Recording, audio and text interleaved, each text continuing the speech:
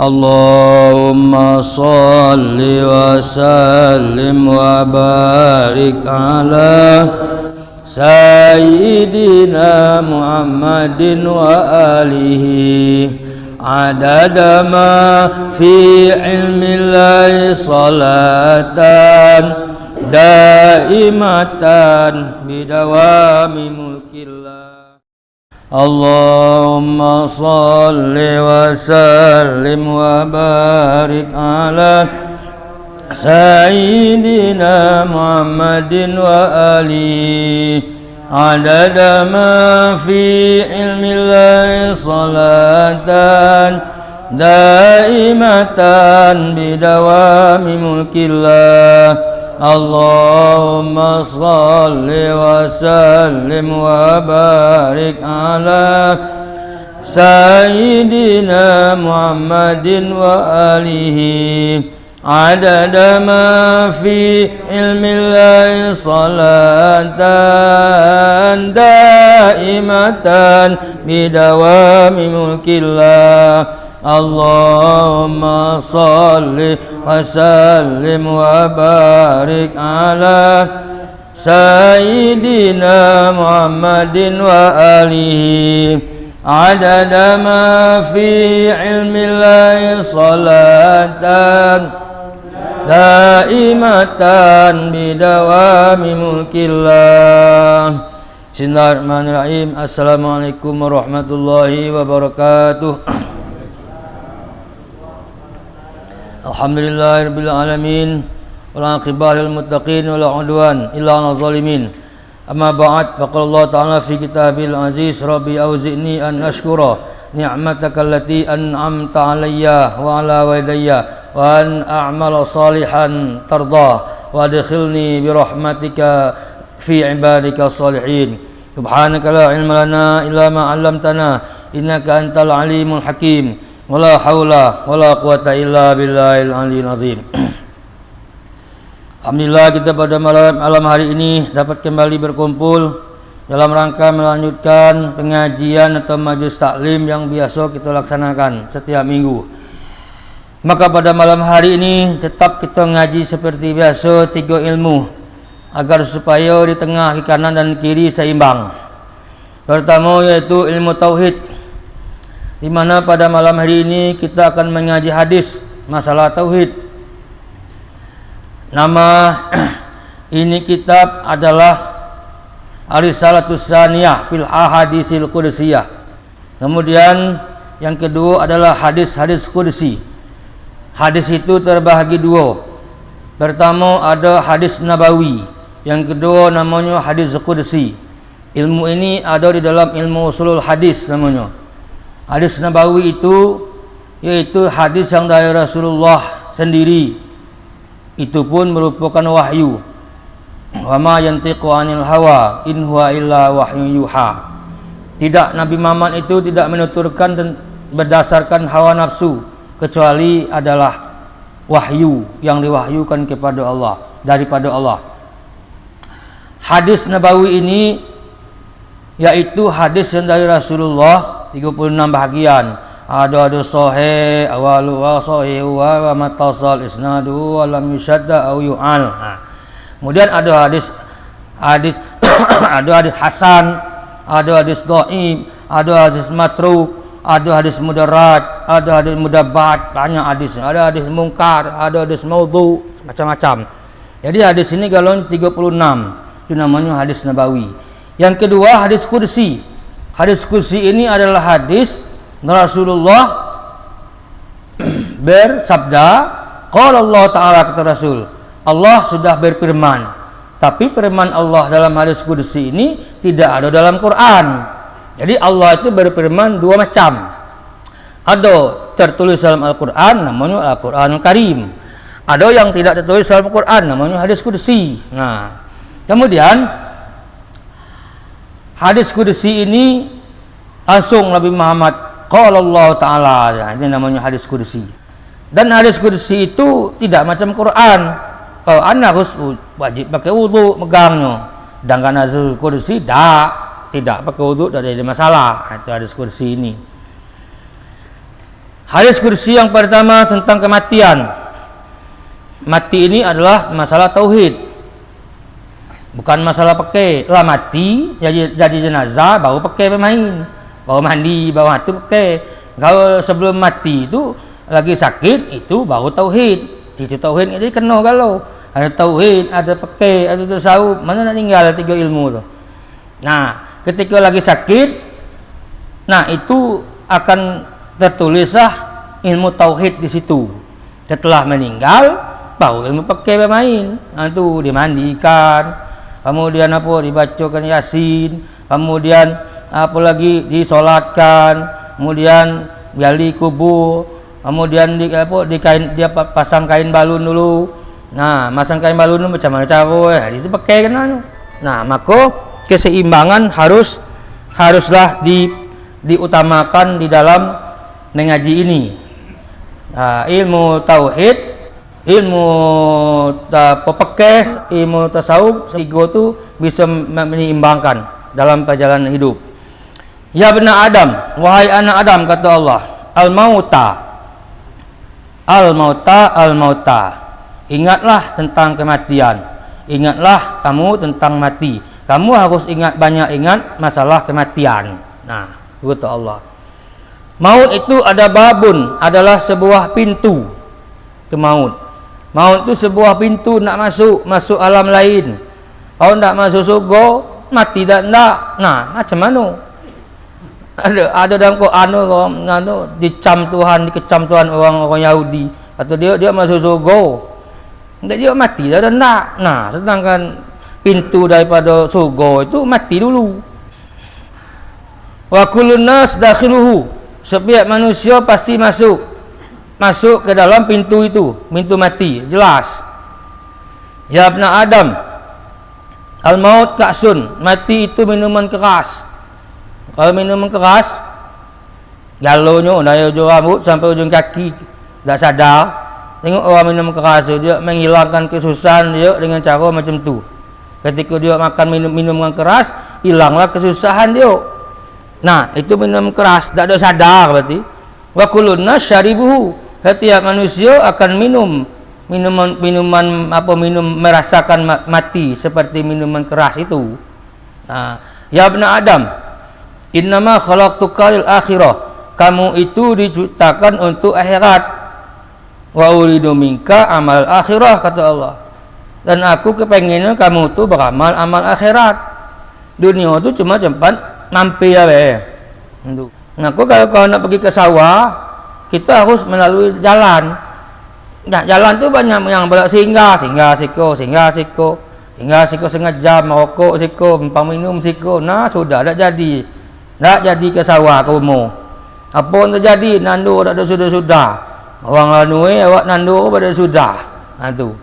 Nah, inilah yang disebut dengan dunia ini adalah jalan ke akhirat. Yang biomat yang dibawa dikit yang berasa karung bawa berbikul ke darat kumur, nah gawat bana, kacau bana. Wah, 3 canting tu apa telap yang bawa tu begini ke umur. Nah, umur tu bandingkan akhiratnya, perjalanan itu adalah dunia. Kemudian wada'id dunia, tinggalkan dunia. Maksudnya jangan banyak amat lihat yang hanya dibawa. Apa yang keperluan kita apa yang perlu kita dalam jalan tu? Minum kalau haus, payung kalau hari hujan, tentu. Apa lagi? Beras bawa, nasi, lauknya di situlah berbungkus. Kemudian apa lagi yang dibawa?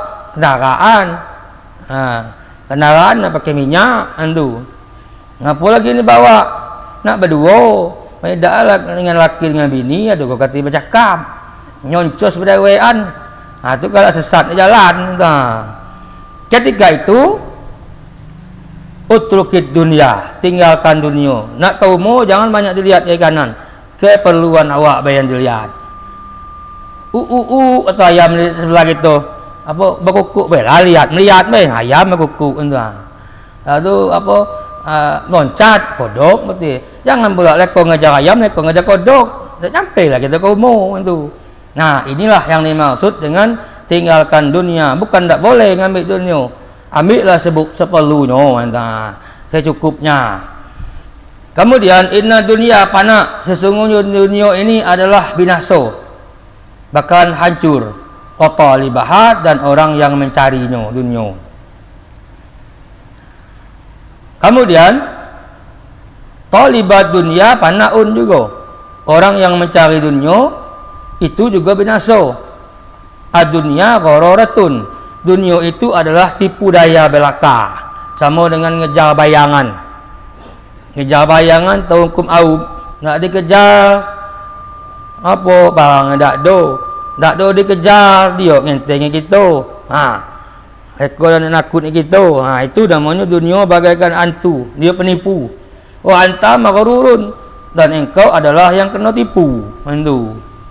Kemudian di sini disebutkan lagi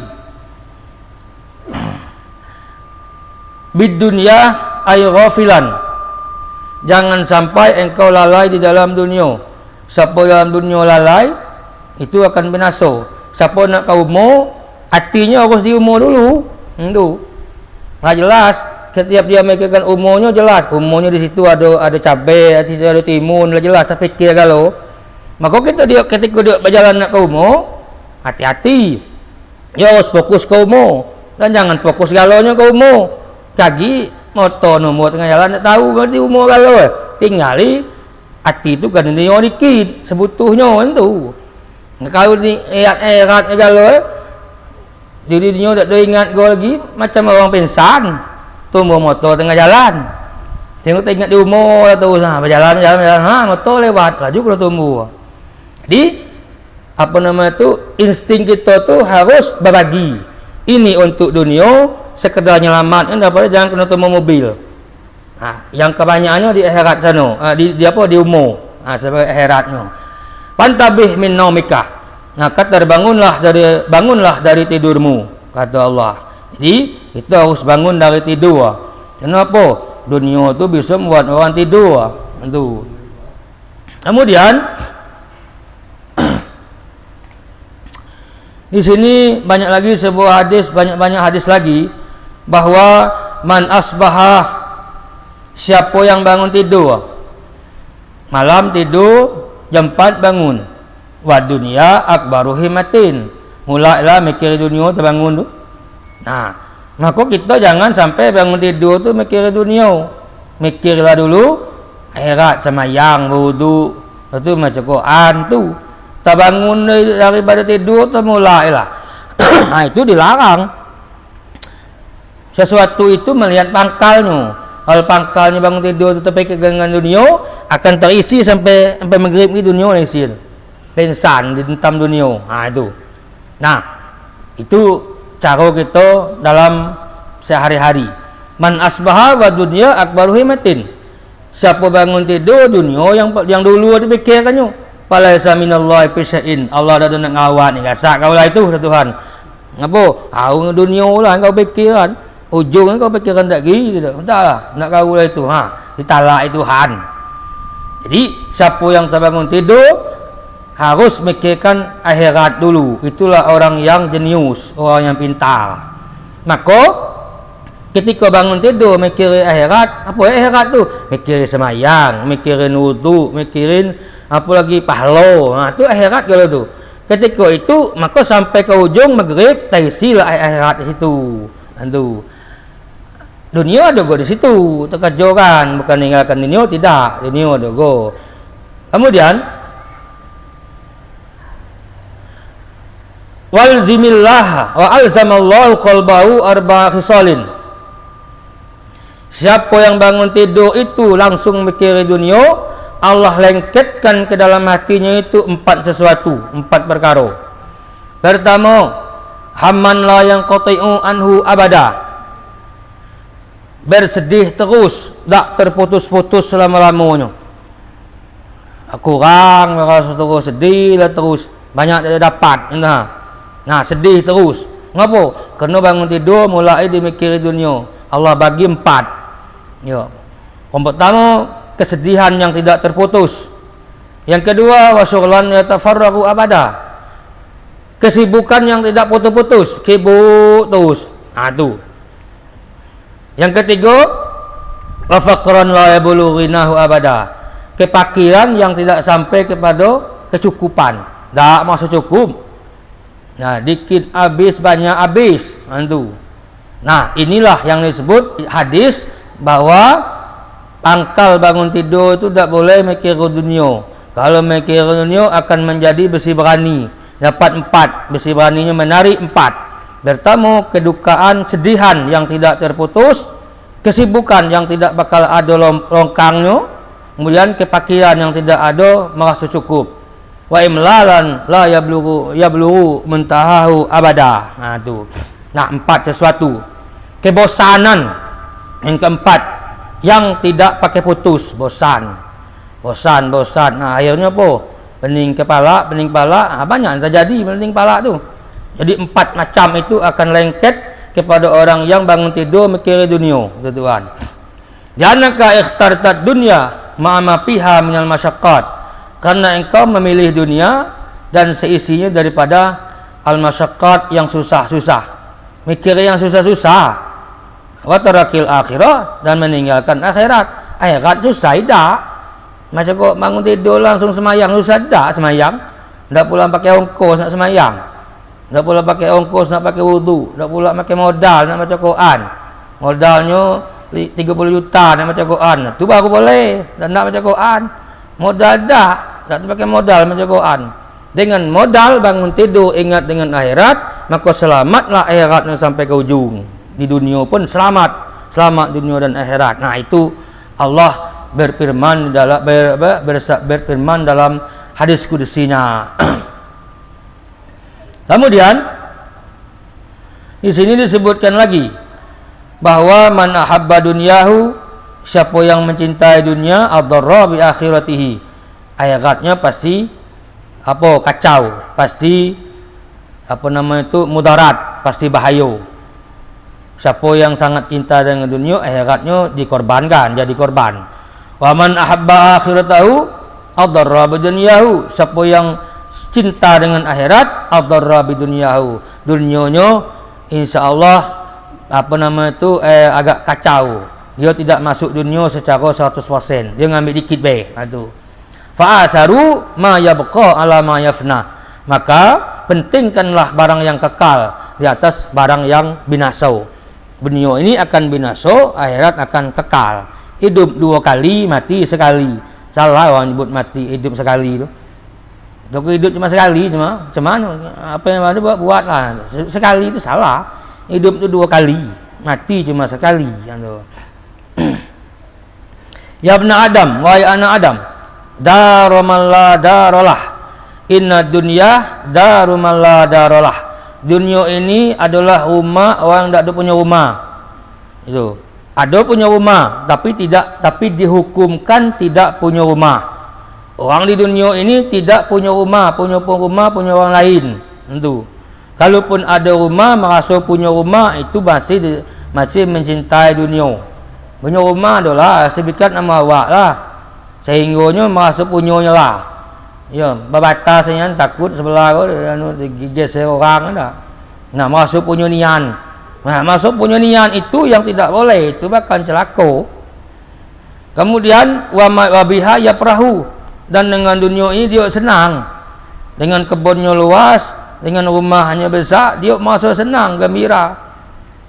Malah aklalah, orang yang tak punya akal yang macam itu. Orang yang punya akal, dia punya rumah, dia tak masuk punya rumah. Kemudian dia punya apa? Dia tidak bergembira. Dia sedang-sedang saja, sedih tak, gembira pun tidak, sedang-sedang saja. Walaya yahrusu man la yakinalah, dan berpegang di atas dunia ini yahrusu, menjadi tamaklah seseorang, man la yakinalah, orang yang tak punya sifat yakin dengan akhirat, itulah orang yang tamak. Itu siapa orang tamak? Orang yang tak yakin dengan akhirat. Wa yatlubu syahawatiha, dan dia akan mencari nafsunya. Mala ma'rifatahu pamal ahabba dunya zailatan wa hayatan munqati'atan wa syahwatan faniyatan faqad zalama nafsah. Siapa yang cinta dengan dunia kelewatan, orang itu sudah berlaku zalim terhadap dirinya. Wa asa rabbahu, dan orang itu bersih bermaksiat terhadap Tuhannya, wa nasiya akhiratahu, dan orang itu lupa dengan akhirat, wa gharrathu dunya, dia kena tipu dunia. Nah, inilah yang dinamakan apa nama itu dunia dan akhirat. Waruyal Bazzar marfu'an arba'atun minasyaqa, 4 sesuatu yang termasuk mengeraskan hati. Orang keras hati itu ada 4 anunya. Apa nama itu? Orang celaka. Tanda orang celaka ada 4. Siapa yang ada 4 itu pada dirinya, pada diri kita, celaka. Jumudul ain, dan nak keluar air mata, ada tukang bersedih. Nah, dan nak nangis. Nah, ini termasuk orang yang celaka. Yang kedua, qaswatul qalbi, hatinya keras, termasuk orang celaka. Watulul amal, panjang cita-cita yang nanti sebab tergantung. Kalau panjang cita-cita ada anggaran tak jadi masalah. Yo, kok panjang cita-cita yang tidak ada di dalam anggaran. Nah, ini termasuk orang celaka. Wal hirsu ala dunya, dan tamak di atas dunia. Inilah yang menyebabkan orang itu celaka. Ruya an Nabi sallallahu alaihi wasallam marra ala syat maitah. Nabi lewat kemudian ketemu dengan buntang kambing. Jadi kata Nabi, atarona hadisyat, wahai sahabatku, apakah kamu melihat kambing buntang kambing ni hayyinatan ala ahliha? Pasti orang yang punya nak ngambil lagi. Ini buntang. Muka dia talaknya. Kalau dia hidup, dia ambilnya, bawanya balik. Maksudnya reban. Kalau mati, mana ada orang nak punya kambing, bawa buntang kambing ke kandangnya, dati. Talaknya tengah jalan tu. Nah, inilah kata Nabi. Qalu, kata sahabat, na'am, ya Rasulullah. Orang tu kalau kambing hidup, dibawanya balik. Tapi kalau kambing mati, tak nak. Dia ngaku tak nak. Tu kambing siapa? Kambing kau, tak ada. Kambing aku tak. Kambing orang, tak suka kambing aku. Kambing dia lah. Ngaji dia buntang, anak dia ngaku.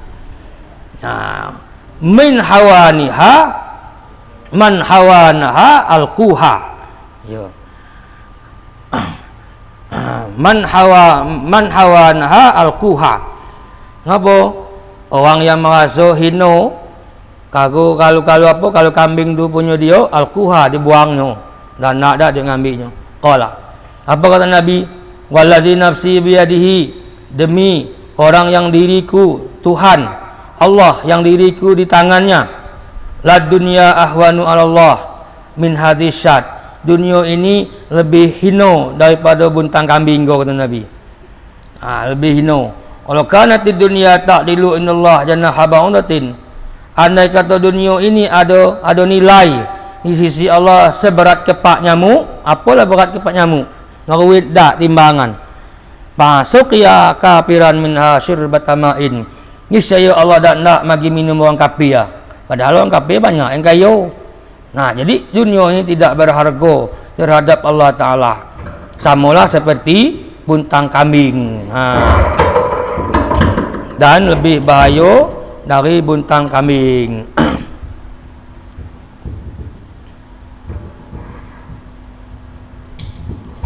Ya benar Adam, kata Allah, anta fi hadami umrika, engkau fi hadami umrika munzu waladatka ummuka, engkau itu, kata Allah, fi hadami umrika, nyo-nyokan umur be, munzu waladatka ummuka, semenjak kau lahir dari perut ibumu sampai kini engkau nyo-nyokan umur, kata Allah. Sebab innama misluka fid dunya wa halawatuha, dunia itu dan semua kemegahannya kami si zubab, seperti lalat, pil asal di dalam madu yang asli. Madu asli masuk ke dalam cangkir, ke piring, ada lalat termasuk ke situ, macam lagi matilah, ada lekat macam lim gajah.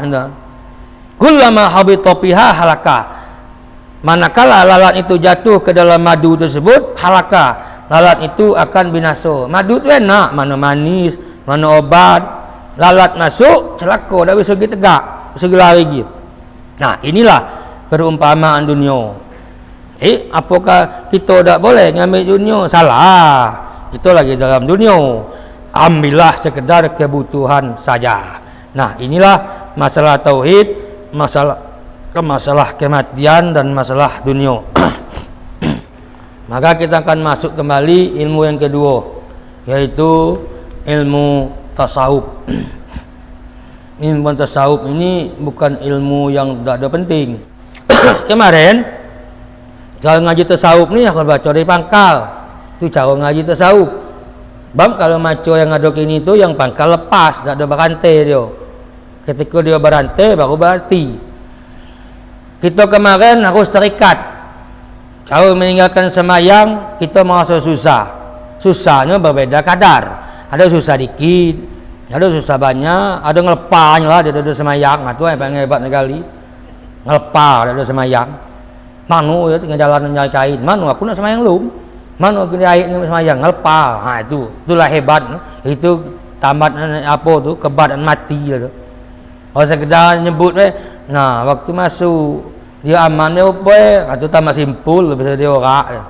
Nah, jadi ikatan itu setelah diikat berarti lulus itu setelah diikat. Nah, setelah diikat itu apa lagi yang terjadi? Maka dia akan diuji dengan 4 kemarin. Masalah rezeki, kemudian masalah lintasan-lintasan pikirannya, kemudian masalah ujian dan cobaan, kemudian masalah qada, pahit dalam kehidupan, qada manis dalam kehidupan. Nah, ketika sudah lulus dari itu, maka dia pun perlu bertawakal kepada Allah masalah rezeki dan menyerahkan dirinya kepada Allah dan sabar. 3.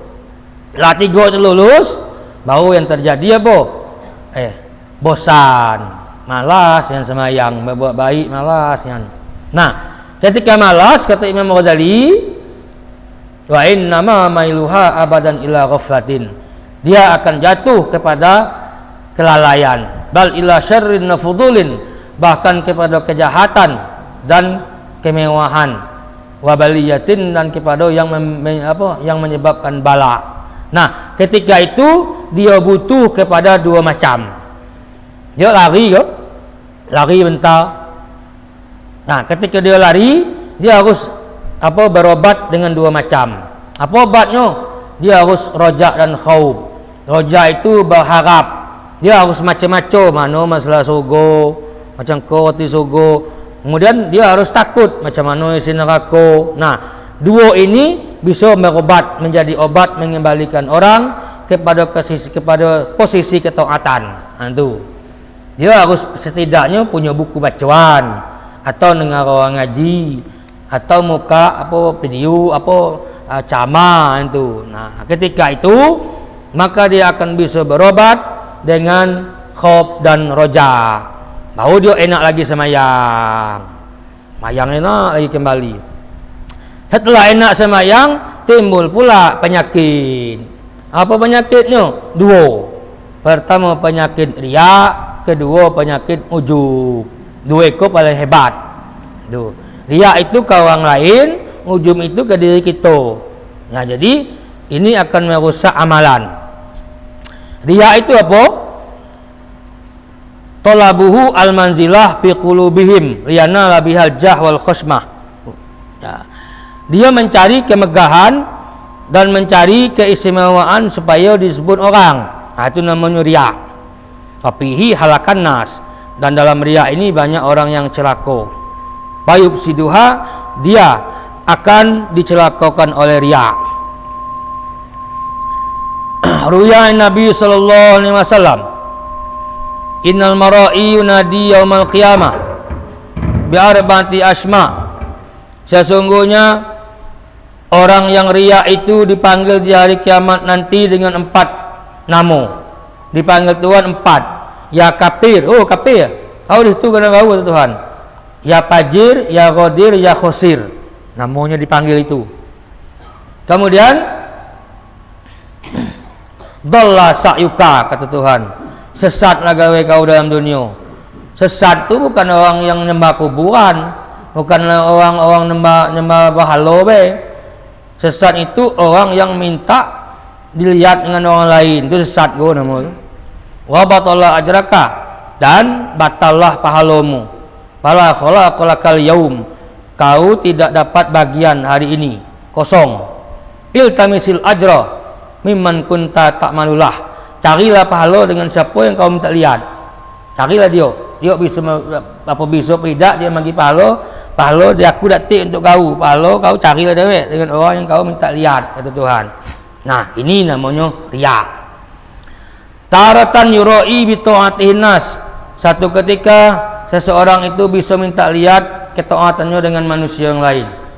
Wa ukhra yamtani'u an zalik, dan yang lainnya sifat yang kedua, dia tak ada minta lihat dengan orang lain tak. Hingga semayang tu, orang lain tak.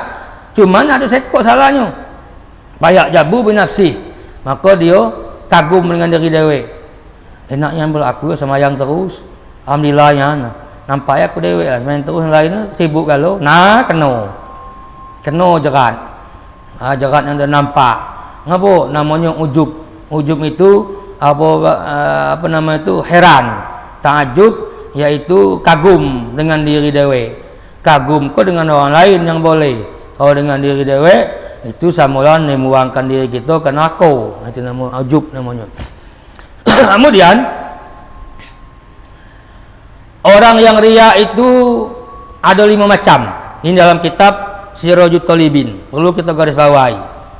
Pertama, riya dalam agama, di badan kenanya.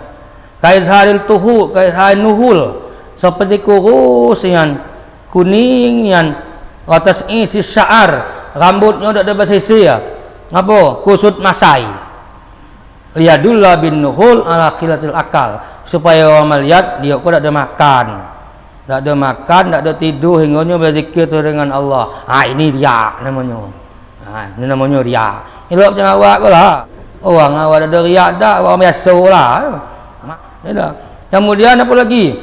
Wabis safar ala sahril layal, kuning badan tak tidur malam-malam, berzikir semayang. Lihat orang, nah yo hebat. Wa azmul hazmi ala din, dan tidak sedih.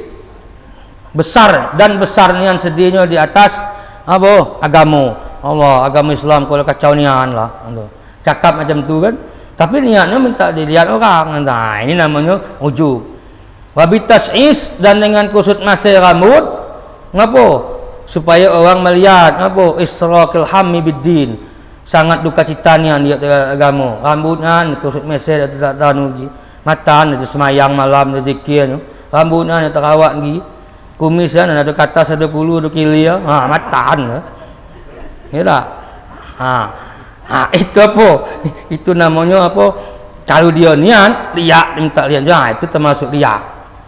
Wa ada mutafarruh, kita serihi sya'ar, dah ada kesempatan niat untuk bersisir rambut, tinggal lagi itu. Mereka semayang berzikir, menjadi rezeki 3 tu lah.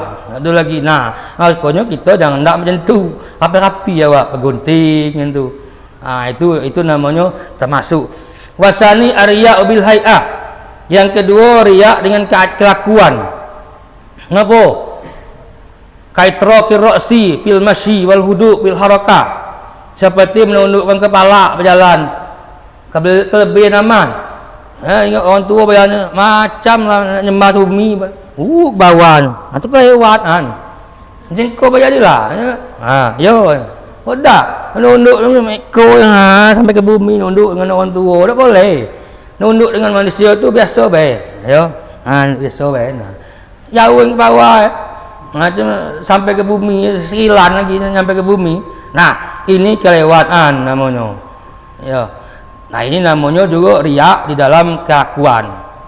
Kemudian wa ibqa ya sadis sujud al-wajhi, dan meninggalkan asari sujud, bekas sujud di atas muka, hitam secangkir apa jika belengkang hitam mesti takat ni apa dah. Nah, ini termasuk ngapa? Izharul, mengatakan riya dengan Allah Taala. Usaha kalau dapat lembut-lembut awak sebayang berbakat, orang tahu dak apa pada semayang. Ikut susah cangkir ya. Sebab apa duit wa helmina nah. Belentam di kening aja bekok itu.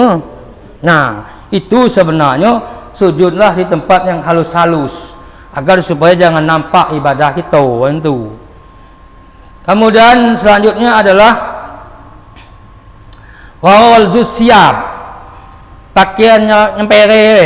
Nah, awak pakaian nyempere orang tasawuf. Nah, sudah kaca itulah guru lain tak ada ni pakaian elok kalau guru lain sekolah mata nak tengok tu. Pakaian nyempere. Ayo. Hanya pere kadang-kadang tak apa. Kancing kan pacul 2-3 ekor itu. Dua nyempere. Nah, ini tak boleh.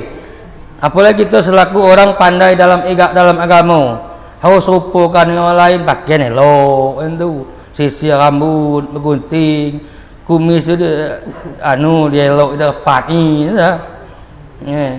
Nah, inilah yang disebut dengan riya bil hay'ah namanya. Supaya kaki dianggap orang awak ahli ibadah. Nah, ini nama riya bil hay'ah namanya. Kemudian wa tarki tazibi saub, meninggalkan membersihkan baju elok, baju bah banyak macam tu. Cuma sengaja lewat mamu pulaan haba ada banyak tu. Terawat ke baju. Nah, ketika itu kita sunat pakai bau-bauan, pakai bau-bauan. Kemudian yang selanjutnya yaitu apa lagi? Yaitu watarku mukharrakan, dan pakai baju yang koyak rabak. Koyak rabak tak ada tampal. Sudahlah, awak ko orang dunia dak, awak ko orang akhirat, baju koyak tak lah. Nah, rupanya pengen akhirat tapi dicap riak. Nah, inilah yang dimaksud dengan manusia yang sempurna itu, yaitu manusia yang sama dengan keadaan sekelilingnya. Orang gagal, awak gagal tu. Orang buruk nak diok lah. Diok ya nyempere awak dak. Baju murah apa gosok. Itu yang namanya takut termasuk ke dalam riak.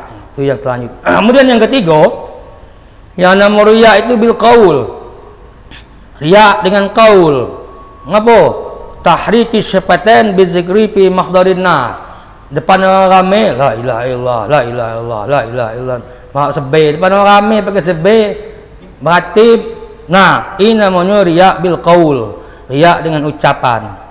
Asal bercakap nak sebut subhanallah, subhanallah, ya Allah, itu riya bil qaul namanya. Bukannya tak boleh, tapi takut dinyatakan tergolong dalam riya. Kemudian wa izharil ghadab bil munkarat, menzahirkan marah di atas orang bermungkar.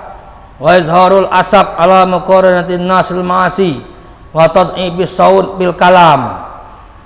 Tad'ib lemah nian dia bercakap lah, mata ni lah, tasawuf ni lah, cakap dengan telap gi nampak. Yo apa yo cakap telap lagi, kalau bentuk tasawuf tentu. Nah, ini tidak boleh. Buat macam orang biasa lah. Macam orang gedang mulut awak gedang pula tentu. Yang kau mulut kecil awak kecil pula tentu.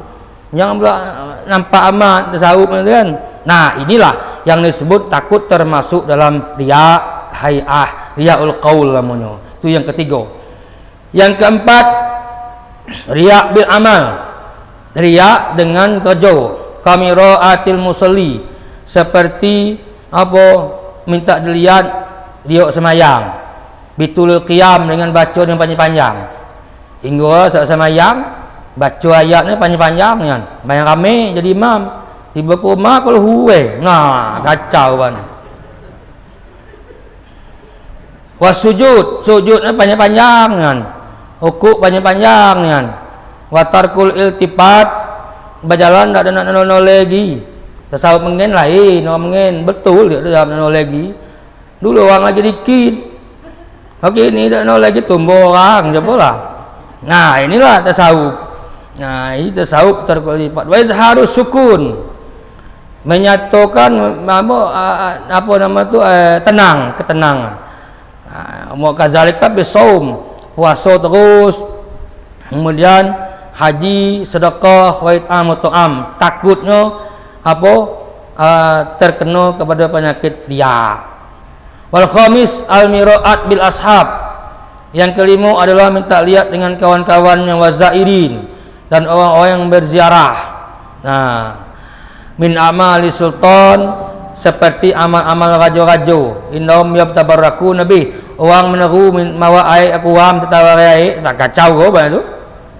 Meneru baleret mawa aqua, engkau ban anak aku kau apa namanya kau hilang akal dikit, engkau orang kau demam baleret mawa aqua, takut kau tu. Dia harus ditakuti macam tu, jangan sampai orang baleret mawa air aqua ke rumah. Tetawari. Sesudahnya guru bercampur dukun. Kacau buatnya. Tak jadi masalah. Nawarai itu salah dah. Jangan sampai baleret itu. Ini yang jadi masalah. Takut Kau orang banyak dan nak nawari air tu. Takut kaki guru bercampur dukun. Ini takut itu. Sudahnya besar nama dukun jadi guru. Tu. Yang takutnya macam tu. Inilah yang namanya riak. Takut terjadi kepada diri kita. Inilah ilmu tasawuf. Habis ilmu tasawuf. Bismillahirrahmanirrahim. Alhamdulillahirabbil alamin. Allahumma shalli ala sayyidina Muhammad.